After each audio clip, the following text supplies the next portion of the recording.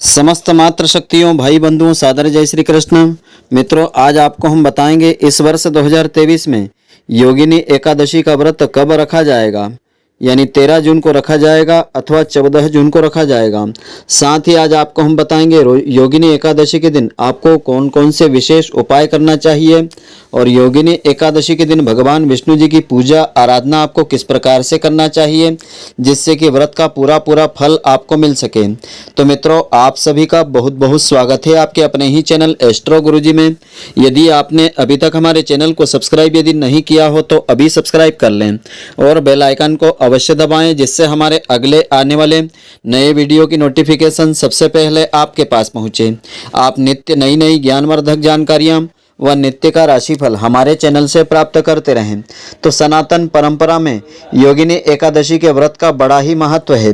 धार्मिक मान्यता ऐसी है कि योगिनी एकादशी का व्रत करने से भगवान विष्णु जी और माता लक्ष्मी जी शीघ्र प्रसन्न होकर के मनोवांछित फल देते हैं। यह भी कहा जाता है कि योगिनी एकादशी का व्रत करने वाले लोगों को मृत्यु के पश्चात भगवान विष्णु जी के चरणों में स्थान प्राप्त होता है। योगिनी एकादशी के दिन पूजा और व्रत करने से घर में सुख, शांति, समृद्धि और खुशहाली का आगमन होता है। इसके अलावा इस दिन पूजा और व्रत करने से जीवन के सभी दुख और संकट दूर हो जाते हैं। हिंदू शास्त्रों के अनुसार इस व्रत को करने से 88,000 ब्राह्मणों को भोजन करवाने के बराबर पुण्य फलों की प्राप्ति होती है। साथ ही इस दिन भगवान विष्णु जी की भक्ति भाव से पूजा करने पर मोक्ष फल की भी प्राप्ति होती है। तो इस दिन का शुभ मुहूर्त इस प्रकार से रहेगा।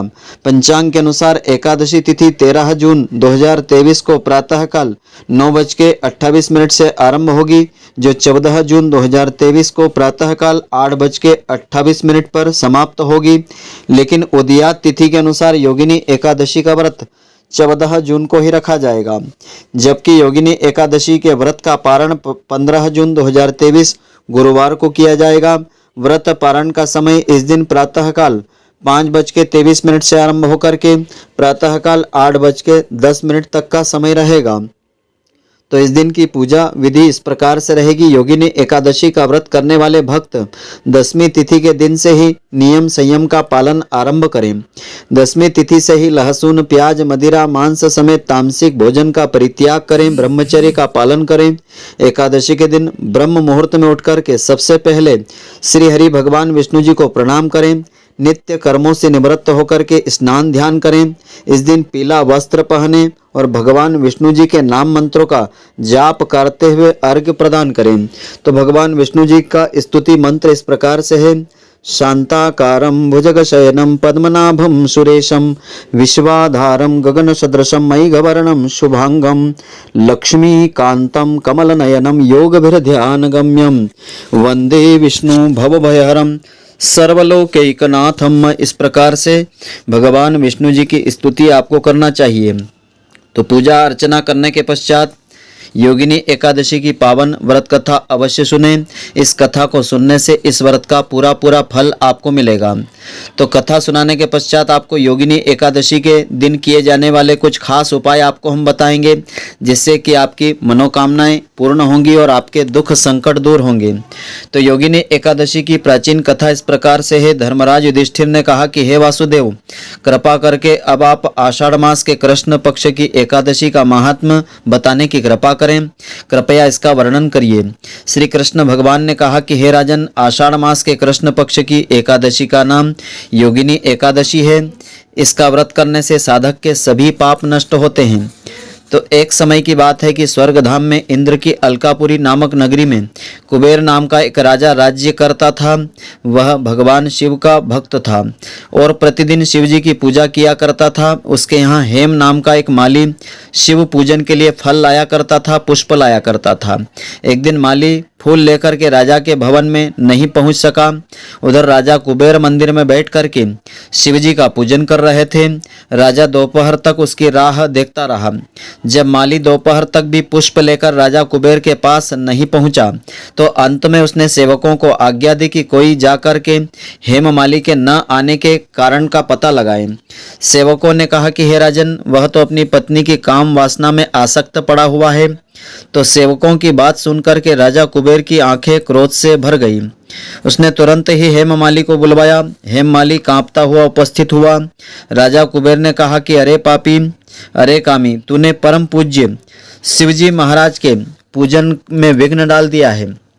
तूने पूजन की अवहेलना की है, अपमान किया है और पूजन का महत्व नहीं समझा है।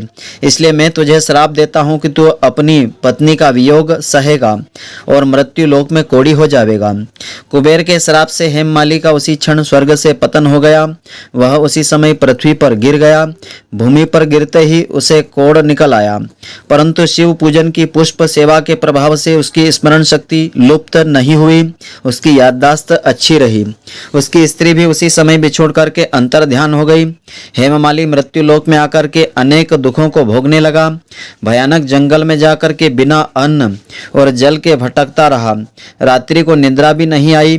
भगवान शिव जी की जो सेवा उसने कभी की थी, उसके प्रभाव से पिछले जन्म की स्मृति उसे अवश्य रही थी। इधर उधर घूमता हुआ वह पर्वतों में श्रेष्ठ मेरुगिरी के शिखर पर चला गया। वहां से उसे तपस्वी मुनीश्वर मार्कंडे ऋषि का दर्शन हुआ। हृदय से उनको प्रणाम करके वह मार्कंडे ऋषि के आश्रम में पहुंचा। श्राप से दुखी होकर के हेममाली ऋषि के चरणों में गिर गया। संत महर्षि बड़े ही दयालु होते हैं। माली को कष्ट पाते देख करके मार्कंडे ऋषि बोले कि हे वत्स, तूने कौन सा पाप कर्म किया है जिसके प्रभाव से तू कोढ़ी होकर के महान दुखों को भोग रहा है। माली बोला कि हे श्रेष्ठ ऋषि, मैं राजा कुबेर का सेवक हेममाली हूँ। मैं राजा की पूजा के लिए प्रतिदिन प्रातः ही पुष्प लाया करता था। एक दिन मुझे स्त्री के प्रति अनुचित आकर्षण हो गया, इसी कारण देर हो गई। मैं दोपहर तक पुष्प लेकर नहीं पहुंच सका, इसलिए क्रोधित होकर राजा कुबेर ने मुझे श्राप दे दिया। तो हे मुनीश्वर, अब मैं यह कुष्ठ रोग और अपनी पत्नी का वियोग सह रहा हूँ। इस समय किसी शुभ कर्म के प्रभाव से मैं आपके पास आ सका हूँ। शरीर से दुर्बल सा हो गया हूँ, अतः कृपा करके आप कोई ऐसा उपाय बतला दीजिए जिससे मेरा दुख, मेरा कष्ट दूर हो जाए। इस पर मार्कंडेय ऋषि बोले कि हे माली, तूने मेरे सम्मुख सत्य वचन कहे हैं और तुझे अपनी भूल के लिए पछतावा भी है। इसलिए मैं तेरे उद्धार के लिए एक व्रत बतला देता हूँ।